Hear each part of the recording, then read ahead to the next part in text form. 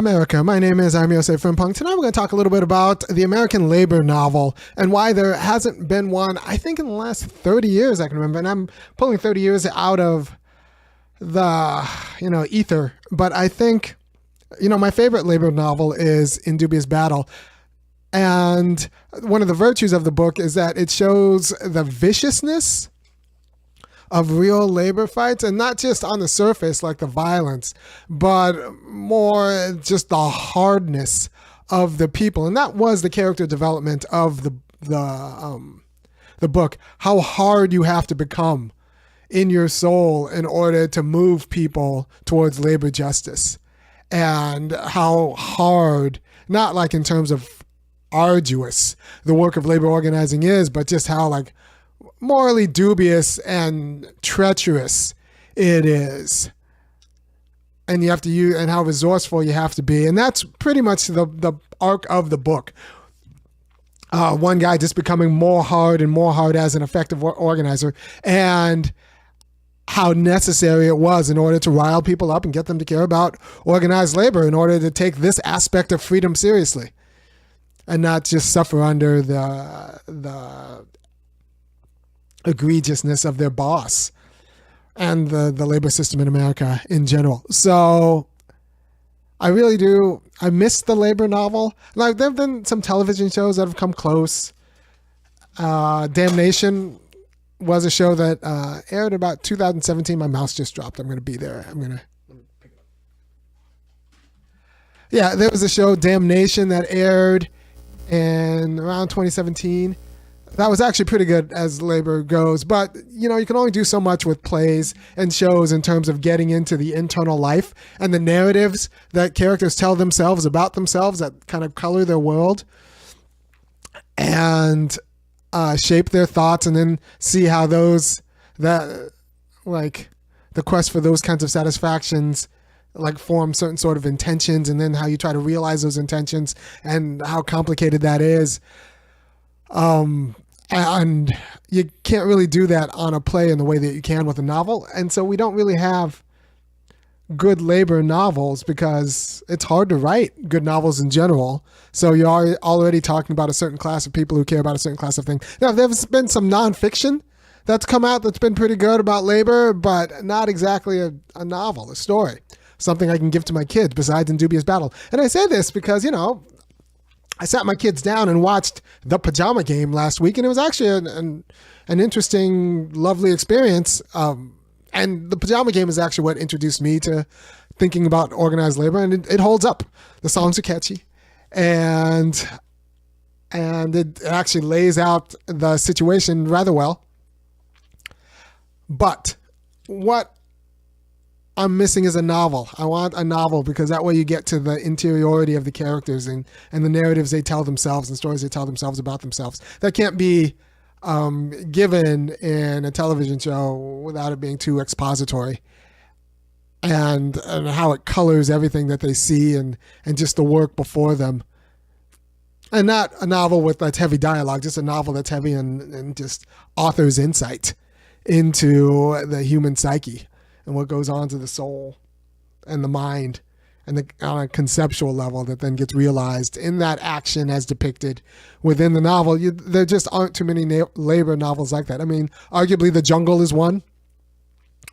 But as Upton Sinclair, I think, wrote back in the 1920s, he aimed at people's heart and shot at their stomach. So The Jungle is about this meatpacking plant that's organizing, and a few of the recent immigrant workers who organized it. And what you really get from that book, and it's actually a lovely book, is the horrors of the food production industry. And a little bit of labor, but mostly the horrors of the food production industry. And in Dubious Battle, it's all about labor. I can't even remember no, they're picking apples, I think. But it's all about just the grimy grittiness of what you have to do in order to be a good labor organizer. And I don't think the movie did it justice. I mean, it wasn't bad, but the book is just very, very good. It's kind of hard. It's the early Steinbeck, so it's kind of harshly written. He wasn't as mellifluous as, Winter of a Discontent, which is, still a good book. But so here's why there isn't a novel on labor, a good labor novel. And I think it's hard to write novels in general.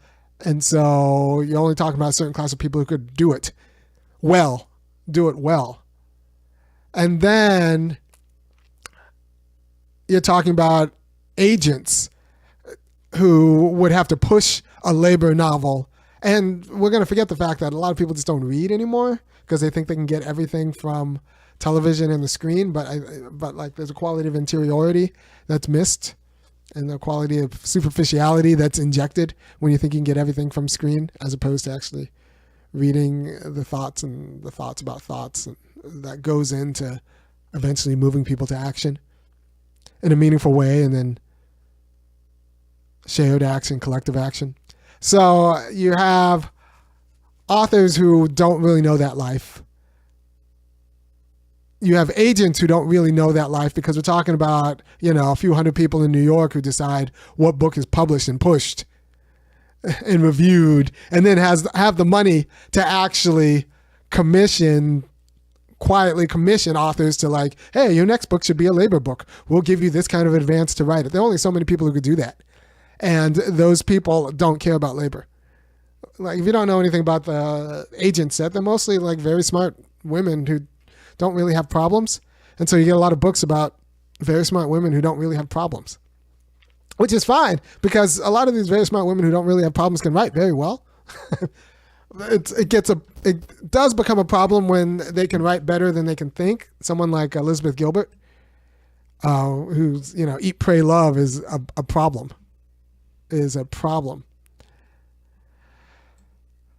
And they don't care about labor. It's hard to care about labor because you're obviously losing in America. So you're going to already look for somebody who's on the losing team, who writes well, who wants to write to other people on the losing team, when laborers are under such duress that it's not clear that they read books.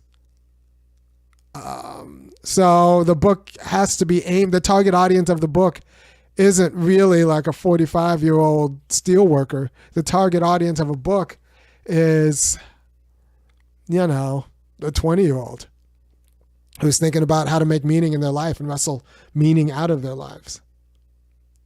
And you can only get that through a novel in a way. So, one of the ways you get that is through a novel, like a novel, a work of art that hits you in the senses, in the mind, in a way that maybe history can't. Right? So, women read novels.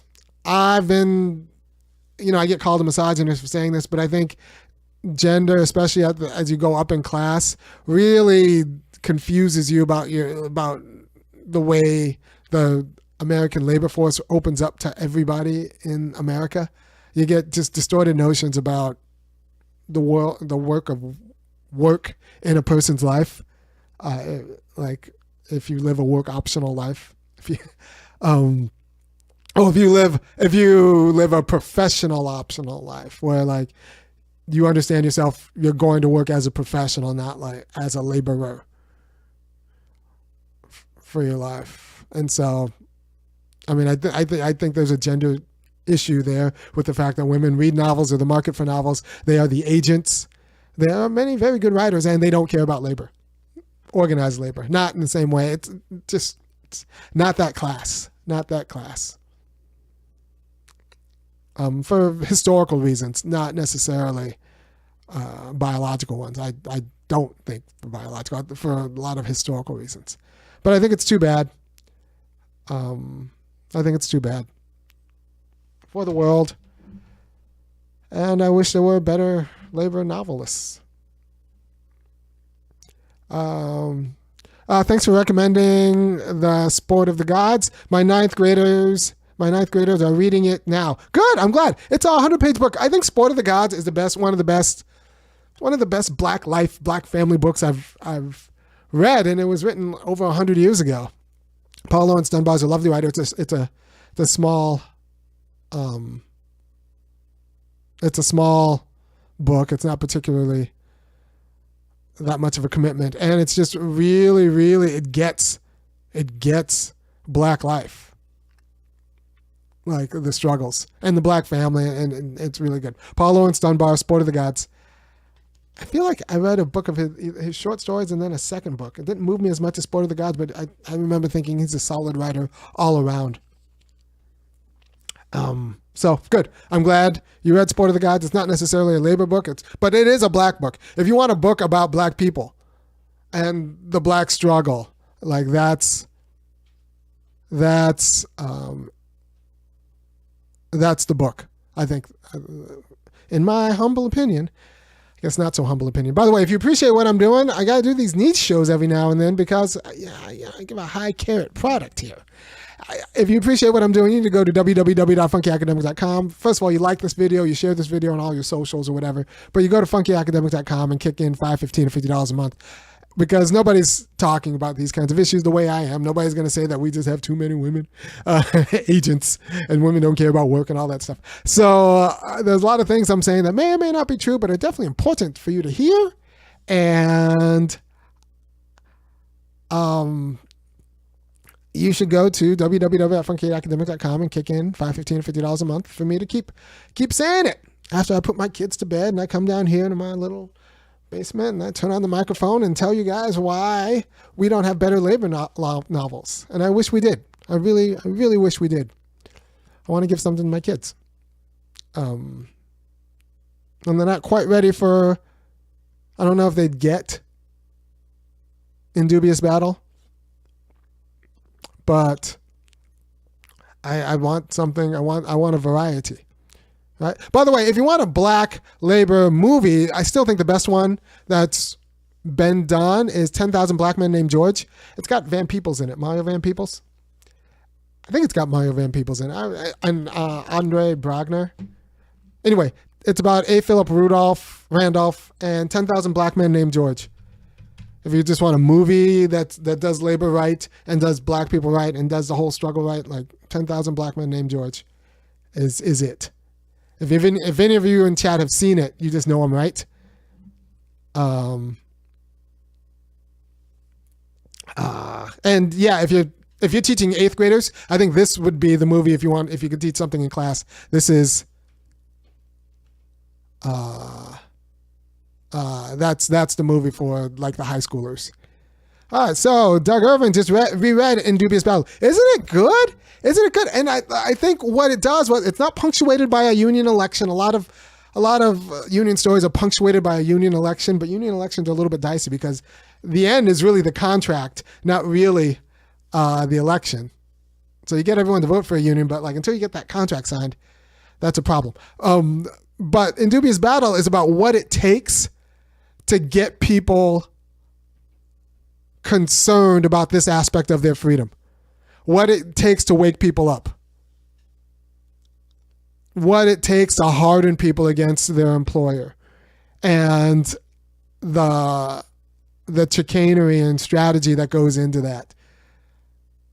What it takes to wake people up. Because, you have to use everything that's available and just how like ugly labor relations have to be if you're serious about a better world. Like there is no nonviolent labor struggle that works. I think there's, because it's about power, not necessarily about morality. The boss accepts your humanity. That's never in doubt. They just know that you're also feckless. So until you show them you're not feckless, and until you show people that they themselves are not feckless, that they can actually fight back in a meaningful way and that the fight is worth it, the juice is worth the squeeze as it is, then you're in a struggle. Like, how do you get people to understand that meaning in their life is tied to their ability to secure, better working conditions and wages for them and their brethren? And that they deserve that. It's not obvious. It's not obvious how you get people to understand that that's what's at stake. I don't know if people have just gotten soft. I don't think people have gotten soft. I think there's just a lot of narratives around that don't serve our cause. But I think the younger generation would be willing to hear the story if it were penned well. Right? Oh, by the way, The Good Wife.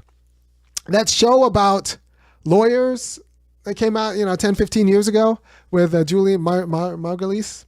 It's actually really good. It's written by the Kings, a couple, a husband and wife couple who actually do pretty good legal dramas and police dramas. They're good, but The Good Wife was actually at its strongest when it was considered a labor show. You think about it as a labor show. If you watch The Good Wife, not as a legal drama, but as a labor show, it's a much more interesting thing. Oh, and also The Mill, the BBC. The BBC came out with a 4-part series called The Mill. It came out, 15 years ago. It gets it. So I'll list again. Damnation, The Mill. Those are TV series. Damnation was on USA. I don't know how you can find it.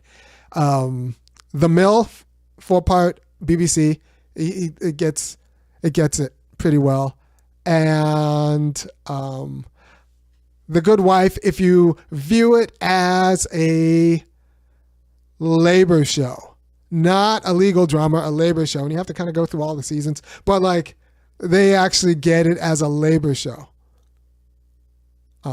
But other than that, I can't even think of good dramas that do labor well. And not in a hackneyed way, but actually get what's required. Doug Irving says, no, people have just gotten soft. Oh, yeah, that's possible. Or they're just confused. And it was always hard to get people excited about winning that variety of freedom. Maybe we have gotten soft. Maybe we're willing to just get rolled over. I don't know. But if you go to any pro-labor site, they're always like, oh, labor is as good as ever, although numbers are going down, and let's count the number of strikes, and we're so close. But I think those are all dubious metrics, because you got to judge the health of organized labor by the contracts, and in private sector, and in the private sector. So, yeah, that's what I think, and we need better novels about it. So I have an outline. I'm working on an outline. I've written a few novels, 2 novels. I never got them published. I tried, but maybe they're bad. And this was years ago. But I have an outline. I'm working on an outline for another one that's kind of a kid's book, young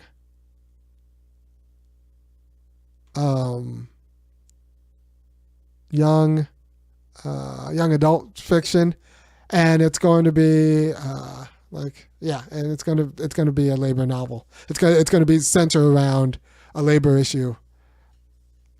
And literally every generation in history has complained that the subsequent ones who they raise are somehow more lazy, disrespectful, and selfish than their own. Yeah, and everyone's writing a book. Isn't that what Cicero said? Children ceased obeying their parents, and everyone's writing a book. So I'm so Nick A might be something. I don't think there's some. I actually think that there's a hunger in the younger generation that just needs to be tapped and focused by writing a book. My generation, I think, is the most confused. Like the young Gen X, old millennials, I think that we weren't raised very well around a lot of issues, or in general. And I think the youngers actually might be more able to hear and understand, but we just don't have the contemporary stories to give them in a novel form. And I think it's got to be a novel. And people say people don't read. Yeah, people still do read.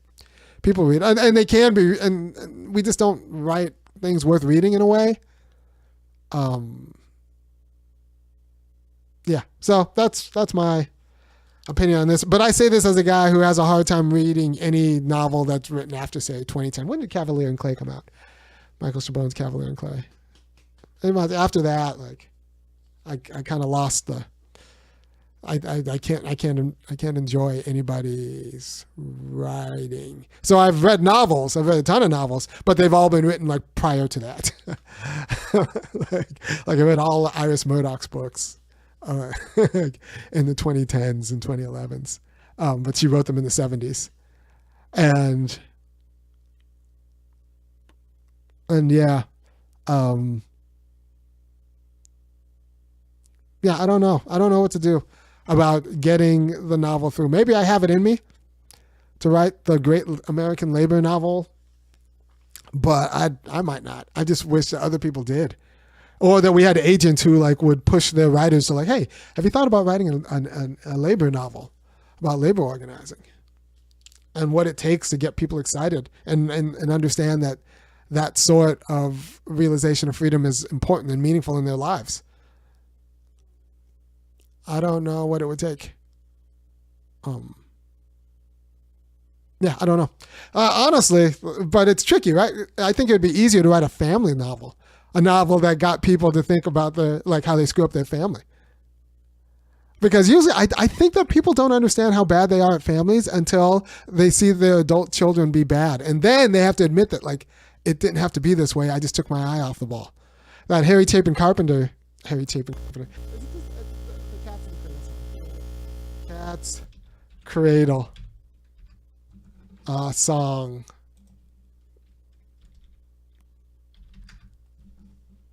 Harry Chapin. Yeah, it's the Cat's Cradle song.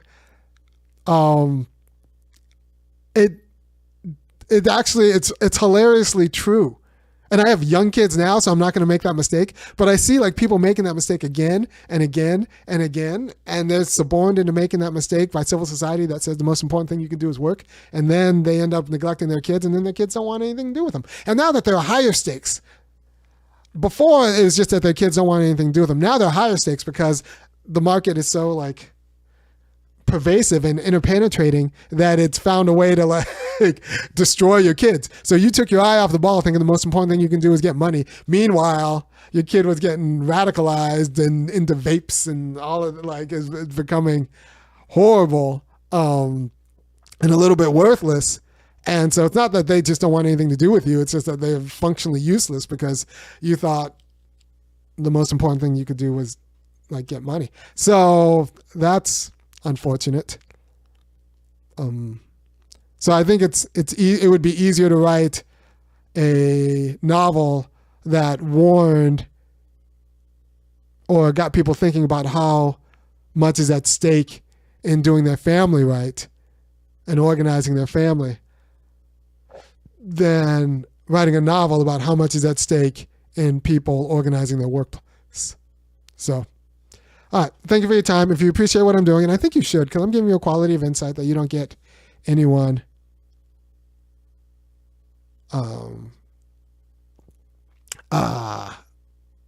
you don't get anyone saying this. You should go to www.funkyacademic.com and kick in $5, $15, $50 a month. And I'll keep doing it.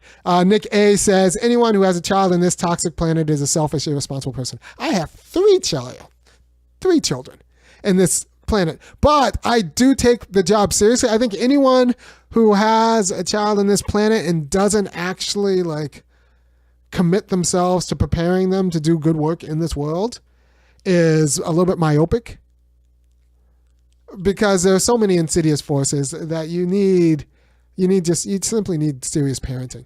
This isn't a world, and America's not a place, I don't think, especially if you're black, it's not a place to just kind of assume things happen.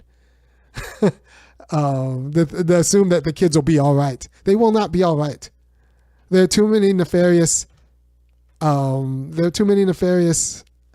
influences that profit from exploiting the minds of your child.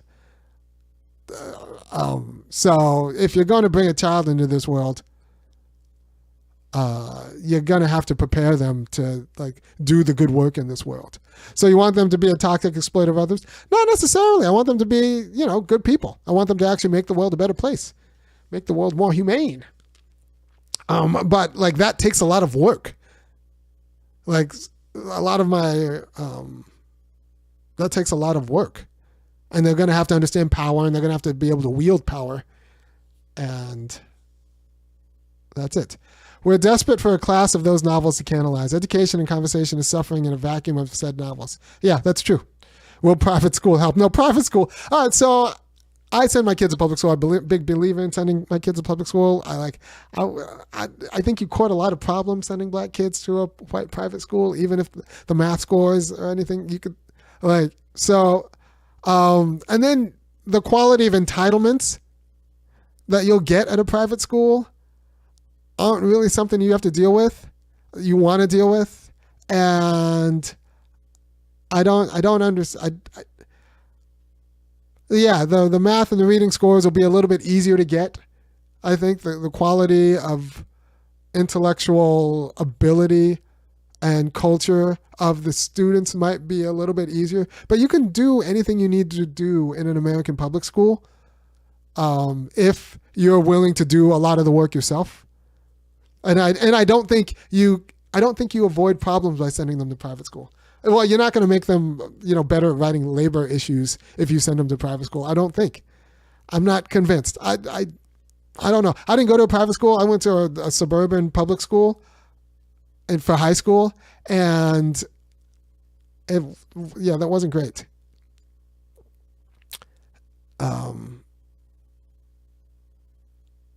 Yeah. All right. So thank you for your time, and I will talk to you later about something different. But figure out the structures in the markets and the systems that make it the case that the Great American Labor Novel has not happened, or like we just simply stopped caring about organized labor in novel form for the last 30 years, right? So Jonathan Franzen's not going to write a great labor novel. Dave Edgars is not going to write a labor novel, or Jonathan Safran Foer isn't going to write a labor novel worth a damn, and that matters, right? And then the Cormac McCarthy variety of masculinity, they're not going to write labor novels either, because that's a different kind of man who's dealing with his own loneliness in a different way. So yeah, that's where we are. The Colson Whitehead is not going to write a labor novel because we've separated labor and race in a way that doesn't really work for either. All right. Thank you, and I will talk to you at another time. Peace.